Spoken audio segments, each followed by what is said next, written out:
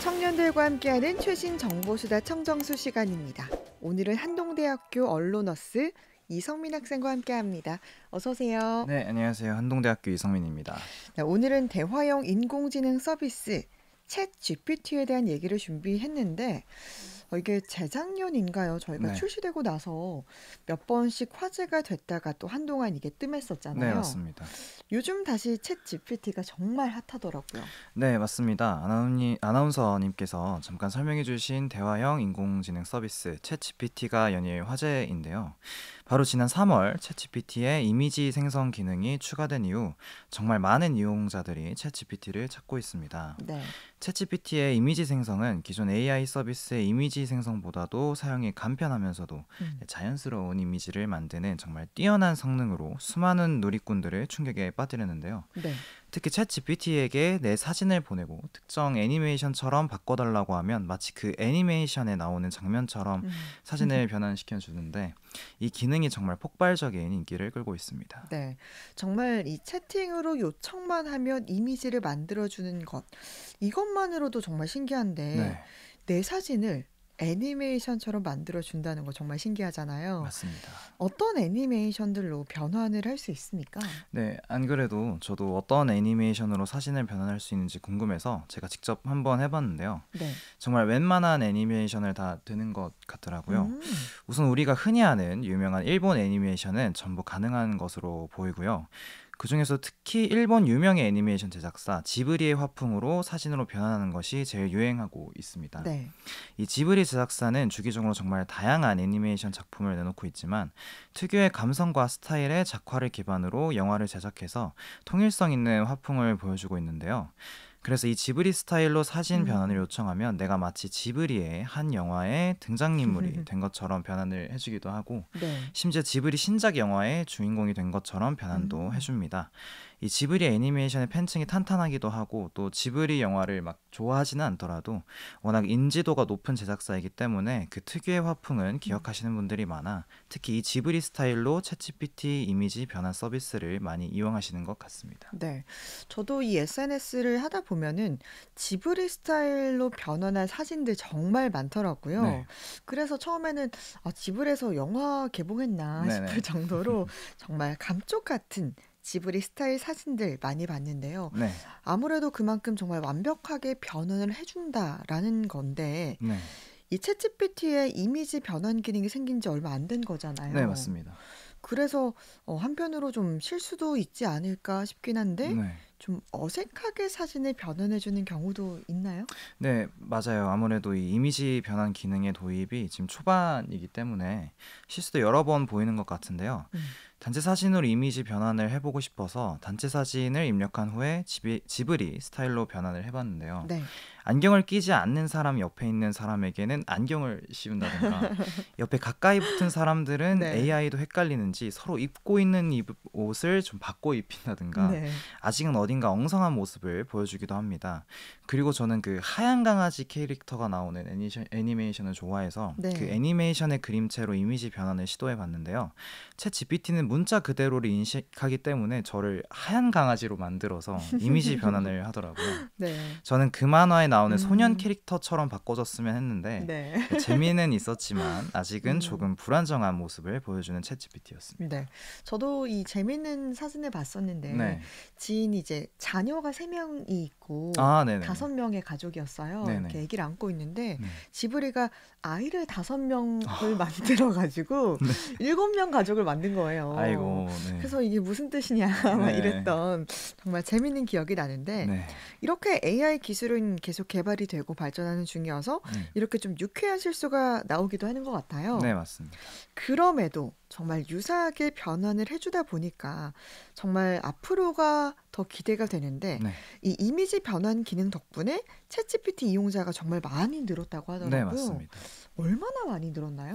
네, 챗GPT의 회사 오픈 AI에 따르면 지난 3월 이미지 변환 기능이 도입된 이후 챗GPT 전체 가입자가 5억 명을 돌파했다고 밝혔습니다. 음. 지난해 말 기준 챗GPT 가입자는 3억 5천만 명이었는데 네. 3개월 만에 약 1억 5천만 명이 는 셈인데요. 네. 심지어 이 이미지 변환을 도입한 지 약 2주가 지났을 때 이 이미지 변환을 시도한 이미지의 개수가 무려 7억 장이라고 합니다. 와.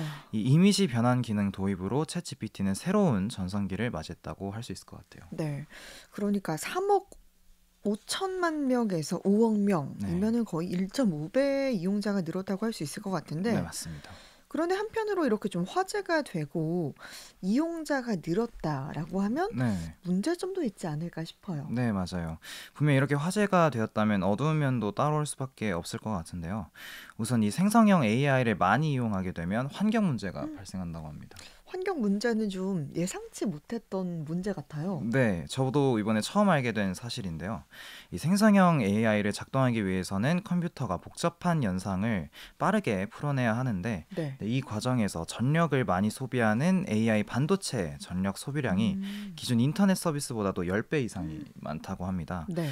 어느 정도냐 하면 이미지 하나를 생성하기 위해 사용되는 에너지가 무려 스마트폰 한 대를 충전할 수 있는 양이라고 하고요. 오, 게다가 이 대화형 인공지능 서비스에서 이루어지는 대화 한 건당 사용되는 물의 양이 500ml라고 하는데 음, 7억 개의 이미지를 생성했다면 2주 동안 약 3억 5천만 리터의 물이 소비된 것과 마찬가지입니다. 정말 어마어마하네요. 네. 이렇게 많은 에너지가 소비되는지 사실 몰랐거든요. 네. 그런데 이 이미지 변환 과정에서 이렇게 특정 애니메이션의 화풍을 따라하게 된다면 또 저작권 문제도 있을 것 같은데 이 부분 좀 어떻습니까? 네, 저작권 문제도 짚고 넘어가지 않을 수 없을 것 같습니다. 네. 네, 창작자가 공들여 개발해낸 음, 그림체를 인공지능이 학습해서 이미지를 만들어내는 것은 명백한 저작권 위반이라는 우려의 목소리가 많이 나오고 있지만 네.